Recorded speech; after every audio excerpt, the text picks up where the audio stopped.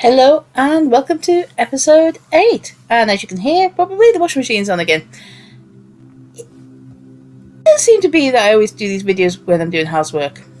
Anyway, let's see if we can get ourselves to an end portal today. So we need to be heading in...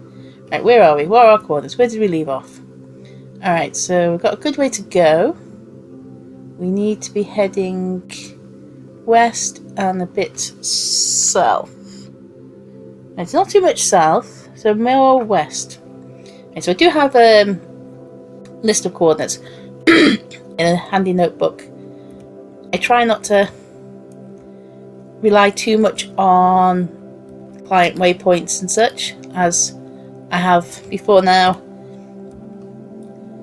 fallen victim to losing coordinates when for some reason they haven't saved or something. Alright, so hopefully, like I say, we'll make it to an end portal today.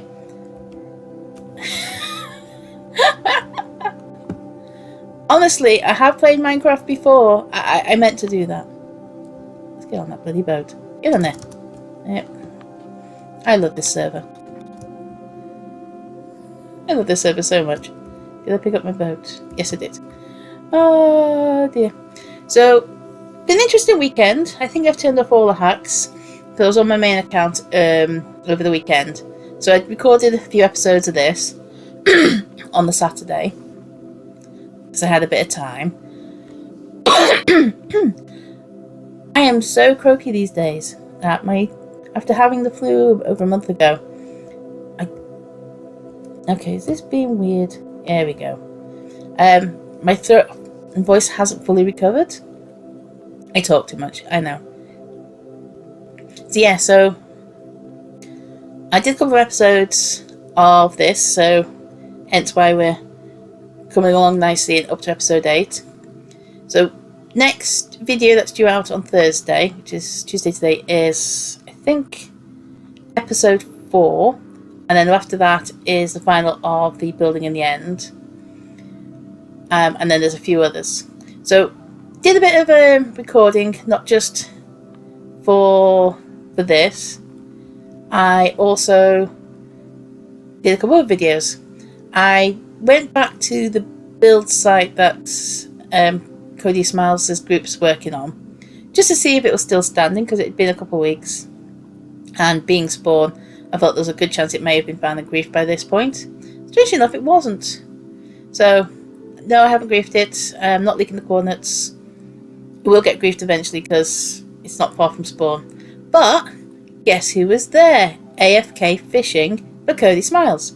So there's a video of me interacting with with AFK Cody, and yes, I did hit him with a big stick quite a few times. I got him down to his health down to 8 in the end, but I didn't want to kill him all the way. I explained that in the video, and I forgot to check the time. So it's 8:45 in the morning here. So I think we've probably been going 5 minutes, so we might as well say 20 to 9. So 10 past 9 is when we're due to finish. The video, episode 7, is a little bit shorter. It's only 25 minutes long, because I got my timing wrong. There's a shocker. So, one of the things I want to sort of mention today is, oh, for crying out loud, why do I keep doing that? There we go. Is being kind to yourself. So, feeling a bit better now, because I do enjoy doing this, and yeah, it does help me. But this morning I was feeling low. I was feeling quite down. No reason. And this is the thing. It used to bug me when I was younger, and they were trying to explain to my parents that I was just, I was feeling depressed, feeling low. And I'd get, why are you low? Why are you feeling depressed? What's wrong? We're back here again. Might grab some more melons while we're here. And the answer to that is, I don't know. And that's the thing I want to say to people, especially younger ones. It's okay to not be okay. And sometimes you won't know why. Sometimes you'll feel down and a little bit depressed and just unhappy. simply because that's how you're feeling. And that's fine. There's nothing wrong with that. Don't let anyone make you feel that there's something wrong with you for feeling that way, because there isn't. It is normal to feel that way. It is a normal human emotion to sometimes, for no reason, to just not feel like yourself. So yeah, I wanted to put that in there because I remember what it was like when I was the same age as a lot of you. And the best way I could describe it was I felt uncomfortable in my own skin. I just didn't know what I wanted, didn't understand how I was feeling. I just wasn't comfortable. And that was the simplest way to put it. And I couldn't explain to anybody why I felt that way. I felt the way I felt because that's how I felt. Which way are we heading? Why are we heading east? We don't head east, we're heading west. Honestly. This is becoming a meme. My inability to go in the right direction. When I give directions and that to people, or having to direct my partner to a place, I always say, listen to the hands are smart, the mouth is dumb. So I'll say, oh, go left, and I'll wave the right hand, and he'll look at me perplexed, and I'll end up in case of, you go right. The hand knew the right way, and I was getting mixed up and sending you the wrong way. And that, so yeah, the hands are smart, the mouth is dumb. And if you've watched any of my previous videos, you'll probably be well aware of the fact that, yeah, it hasn't changed. So let's see how things are going here. Maybe, because we might be able to plant a few more melon seeds. Do we have the hoe on it, or did we leave it behind? We left it behind. Oh well, never mind. But there's still some areas that are already, so let's get some seeds. The more we can do to help others, the better. So yeah, so there's a upcoming video. It's only about 5 minutes long, where I'm at the build site. You know, I go and get myself a stick, and then I spend a little while hitting Cody Smiles. And I did leave a sign behind him. I left 2 signs behind him. One telling him literally, don't rename my kits, it's rude. And I signed it already north. And the other one telling him he's a bloody idiot for AFKing near spawn. And yeah, he was near spawn. He was only a few thousand blocks out from spawn. So yeah, it was really, really stupid to be AFKing that close. And I'm not going to lie, I was tempted to kill him. Because I could clearly see, because I had my hacks on, that none of his armour had Curse of Vanishing on. So yeah, the thought did cross my mind, basically kill him and take whatever he had. But I decided not to, because that was mean.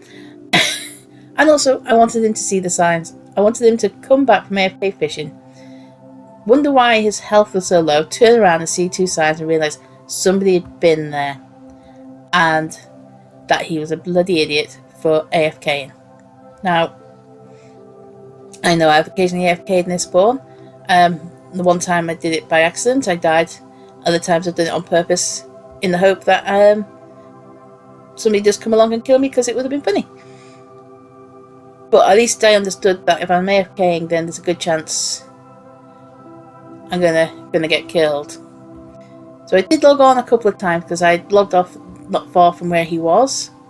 First couple of times he was still fishing, and then the last time he was gone, and the signs were gone as well. So I assume he'd seen them. So much for me wanting to stay below the radar. I've done everything I can to fall onto Cody Smiles' radar now, haven't I? But I can tell you now, if I find him AFK again anywhere near spawn, I won't hesitate. The next thing I hit him with will be my sword, not a stick. Because that is stupid. To just be AFK fishing, of all things, that close, and not see an issue with it.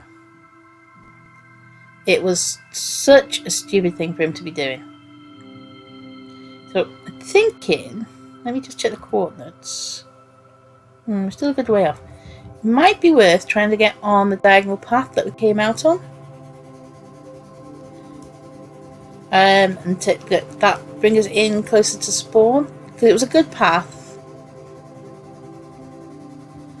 You know, we literally just walked out. I think we didn't take any damage until we were about 6,500, 7,000 blocks out, simply because there was nothing to take damage on. And that was only in the end because we went through a tunnel and there was a zombie in there instead of going round. So yeah, I think that would probably be a good idea. So yes, back to mental health. Your mental health is just as important as your physical health. Same way as being physically ill or injured can affect you mentally, deterioration of your mental health can also affect you physically. Thankfully, things are improving and it's becoming more and more understood and recognised as an actual illness. So I remember when I was probably about 10 years old, so this is in the 1980s, saying to my mother that I was depressed. Now, I knew how I was feeling wasn't right. I couldn't really explain it, but I instinctively knew what I was feeling was depression. And looking back, I was absolutely right. I was suffering with depression. And I don't blame my mother for what her response, because it was the time mental health wasn't a big deal, wasn't considered the same, as being important. You had therapy, went to therapy for, massive trauma, but it was, the attitude was you just got on with it. So yes, I remember saying to my mum that I was depressed, and I remember her response was, "Don't be ridiculous, children don't get depressed." And that hurt, because I knew instinctively that what I feeling wasn't right, and to have it just carelessly dismissed. Now, I'm not hating on my mum. She's a wonderful person, and she's a person of her generation. She was born in the 40s. Her teenage years was during the 60s. She was more open and understanding than her parents were, and we're more open and understanding than she was. And I think if things had been now, she would have understood that that I was generally feeling that way. So I'll say this to anybody, regardless of your age: you can suffer with depression. You can feel low, and you're not necessarily going to be down all the time, feeling depressed all the time. Sometimes it'll just come on you all of a sudden for no reason. And there's nothing wrong with that.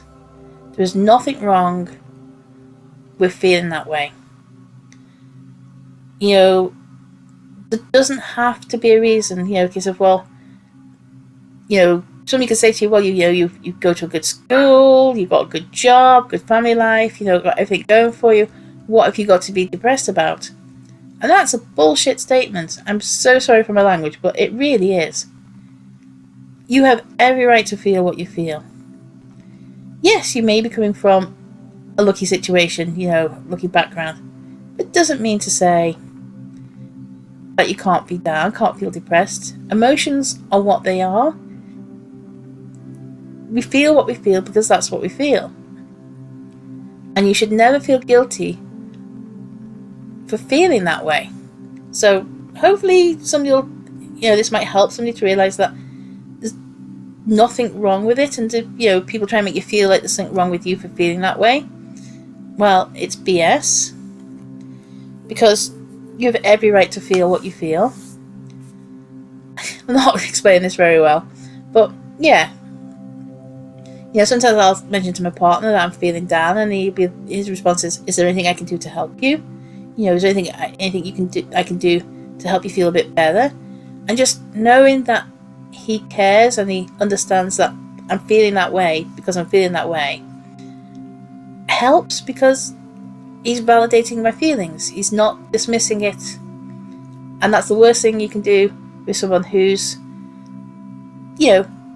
not feeling mentally 100%. Same way as you may not feel physically 100% one day, your mental health is the same. There'll be days when you just won't be 100% you.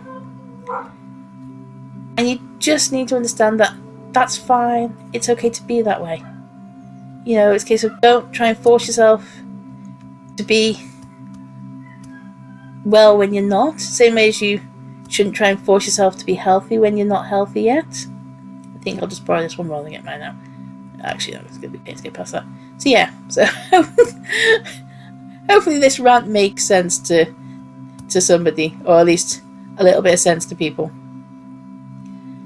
So, you know, it's just, it annoys me when, you know, in case of, somebody might be working and constantly comment that they're feeling tired and they're exhausted, and then somebody will say to them, well, you know, you don't have this, you're not working these hours, your life is this, how can you be tired? There's no monopoly on being tired. You can have the easiest life going and still be exhausted, because physical health and mental health are often linked. And just because somebody maybe doesn't have kids or may not be doing the same amount of hours doesn't mean to say they haven't got the right to feel tired and to voice the fact they're feeling tired. So this is one bit of advice I'll give to anybody, is never dismiss what someone's feeling, even if you think that there's no reason for them to feel that way, because we don't know what's going on with everybody. We don't know the full story. And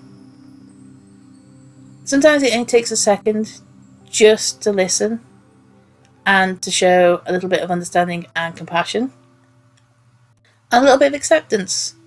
You know, sort of, somebody says, oh, you know, I'm feeling a bit low today. You know, instead of saying, why are you feeling low? You know, just a case of, well, is there anything I can do to help you feel, you know, a little bit less low? Maybe I can find a funny video for you to watch, or, you know, just sit with you for a few seconds. And the funny video actually does help. Not every case. Sometimes with me, if I'm feeling down, if I watch something that is funny, and I don't mean just go, oh yes, afterwards go, that was humorous, but laugh out loud funny, I find it does help my mental state. It does lift it. Now, this works for me. I'm not saying it'll work for everybody, but the chemical release from laughing, I find helps me. Sometimes if I'm worried about something or something's troubling me, I'll go for a long walk and I'll let my mind go through it, and I won't try and stop myself from thinking about it. I'll let my mind process it, let my subconscious do whatever it needs. And then, you know, I'll start thinking of solutions, and sometimes they'll be completely unrealistic solutions. But I'll still allow my mind to go through it, and then I'll try and let it come up with more reasonable ones. And quite often, by the time I come back, I'm feeling a lot better, and the things that were troubling me and worrying me no longer seem so insurmountable, that by allowing myself and my subconscious and my conscious mind to work through it together, don't necessarily have a solution, but I feel better about it. It suddenly becomes less of a overall concern. And those dogs are flicking annoying. I'm sure they know when I'm recording, and they just start barking for the fun of it. I am tempted right now to just stop and pause and see if they shut up. It's one dog. There's about 4 or 5 dogs there, and most of them are chill. They don't really bark much, and there's just one dog who likes the sound of his own voice. Yeah, there's nothing there. And he'll start barking, and sometimes he'll wind the others up and then get them going. And it's like, oh, that brown one, it's a pain. So yeah, that's why quite often you'll hear dogs barking. So anyway, so yes, my little thingy on being kind to yourself, taking your mental health just as seriously as you would your physical health. You know, it's a case of, if you're sick, you know, I know sometimes we can't always afford to take time off work or school, but we would do things to try and help ourselves feel better.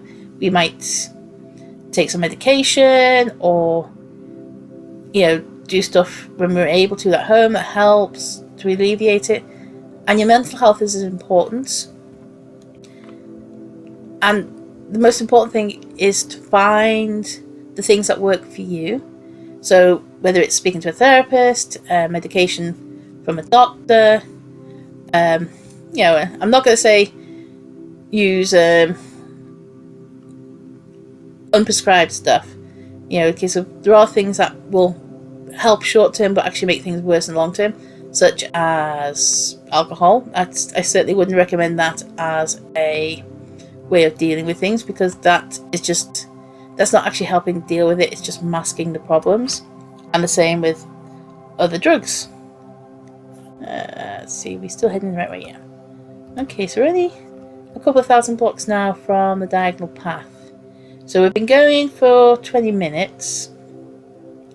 I may go past the half an hour today. At least keep going until we get the diagonal path going. Seems to be taking longer walking back than walking out. Oh, here he goes again. A bloody dog. So yes, if you're watching these videos, please be kind to yourself. Because you need to be kind to yourself first. Because you're living with yourself for the rest of your life. One person is going to be with you every day, from the moment you're born to the moment you die, is yourself. So be kind to yourself. I so want to get a water pistol on that dog and get the hose pipe on it or something. It's a case of, for crying out loud. We nickname him Barky because old King barks a lot. He loves the sound of his own voice. He'll bark for a bit and then he'll go quiet. As a rule, they're not bad at night. Occasionally, you know, we have had issues. Normally, if there's a dog in the area that's on heat and that's it'll be a lot more. Somebody dropped mine. More loud. But as a rule, night times are not too bad. And they're outdoor dogs. They've got like a outdoor pen. I was thinking to do a few episodes of this, but because they're being pains, I may have to just make this the last one for today. Either that or move into another room and hopefully get a bit quieter. Unfortunately, I've stripped the bed in the bedroom, so I can't really use there, which is the only other space at the moment that's available. Okay, let's see. So we need to go about 2,500 blocks to hit the diagonal. So, oh, they're such a pain. Alright, so yes. So today's topic is, don't FK near spawn, especially if your Cody smiles and there's somebody looking for you who's a bit cross with you, and don't neglect your mental health. And if people are dismissing your mental health, don't listen to them. One of the, sort of similar, and sort of thing, but slightly off topic, especially for younger people who may be just starting out relationships. I know the temptation is to do everything you can to make that person happy, and that is good. Being considerate to other person's feelings and thinking about them is a good thing. But remember, it's not supposed to be one-sided. That person should also be considerate to your feelings and think about what you're feeling. And one of the things I will say, if you're in a relationship and your partner says to you, if you love me, you'll do this, or if you love me, you won't do this. The response is, if you love me, you wouldn't ask. It's never supposed to be one-sided. If someone's saying, prove your love to me by doing X, Y, Z, or not by doing such and such, that is an issue because they are putting their wants ahead of yours. Now, if it's a case of, you're going to go and do something and they're not happy about it, asking you to not do it and say, I'm worried, I'm a bit concerned, I don't think this is a good idea, I'd rather you didn't, that's fine. That's voicing concern. But putting it on an emotional level by basically emotional blackmail is not good. And it may come from the best location, from a place of concern, but nobody ever has the right to do that. So never demean yourself because for somebody else. I'm not explaining this very well. If you're in a relationship with somebody, you're in a partnership, and that's equality. You are both equal in that partnership.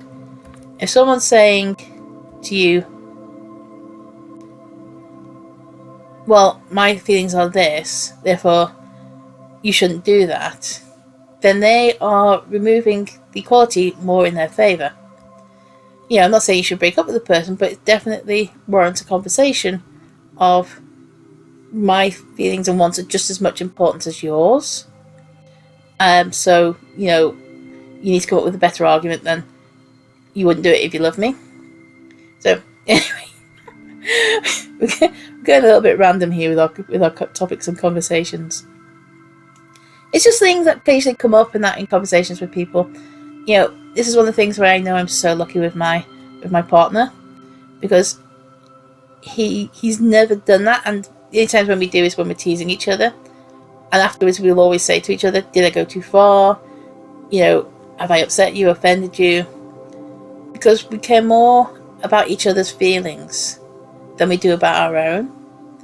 He cares more about me than he does himself, and I care more about him than I do myself. So sometimes it's very strange conversations that go nowhere. It's like, well, what do you want? Well, what do you want? But at the same time, if I want to do something and he doesn't, I don't force him, because he shouldn't have to do it. And if he wants me to do something and I don't want to do it, he respects that I don't want to do it. He doesn't try and pressure me into it. He understands that that's just not what I want. I don't want to go to that place, or I don't want to see that film, and so on and so forth. So we understand and respect each other.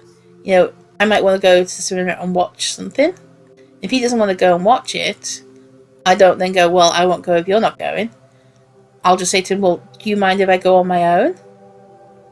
Because I really want to see it, but I understand that you don't, and you shouldn't have to. And his response is, yeah, sure, it's because of, do you mind not, does it bother you going on your own? It's like, no. And same for him, if he wanted to do something and go somewhere that wasn't something I wanted, I wouldn't stop him going on his own. If it's a case of he doesn't particularly want to go on his own, well, that's up to him. If there's anybody else he could go with, that's fine. But I'm not going to do something I really don't want to do just because he wants to do it and doesn't want to go on his own. And he never asks me to. He's case of, well, I do want to go on that, but I'm not that fussed about it, so I'll go another time, or see if anybody else is going another day. Maybe a film at the cinema, I'll wait for it to come out on Netflix or something instead. I'd like to see it, but not big deal if I don't. And that's what I mean by things being a partnership, is we don't sort of try and force our wishes on the other person. Now, some people who watch my videos I know are my generation or older. I think there's at least one person who's a couple years older than me. Not by much, but a little. But I also know some of the ones who watch these videos are a lot younger. So, I can't live your lives for you, and I can give a little bit of life advice, but it's not necessarily going to be relevant to you. And it's hard. It really is hard being... Ooh, there's bread. but we're good. So I think I'll leave it for the next person. Yeah, we don't really need it, though I could do eating. Propellant isn't the best saturation in the world. Right, so we've gone past the half an hour bit. Just gone half an hour. We really need to stop drifting to the south like that. So we're still more than 2,000 blocks away from the axis. So I'm going to carry on for at least another couple of minutes. So we may aim for more like the 40-minute mark on this video. And we'll see how we get on. I'm sure it didn't take this long. Saying that, no, it did take 3 episodes, didn't it? It was 1 episode from the farm to where we set up. Because we're not going the exact line, even though we still ended up back at the farm. So,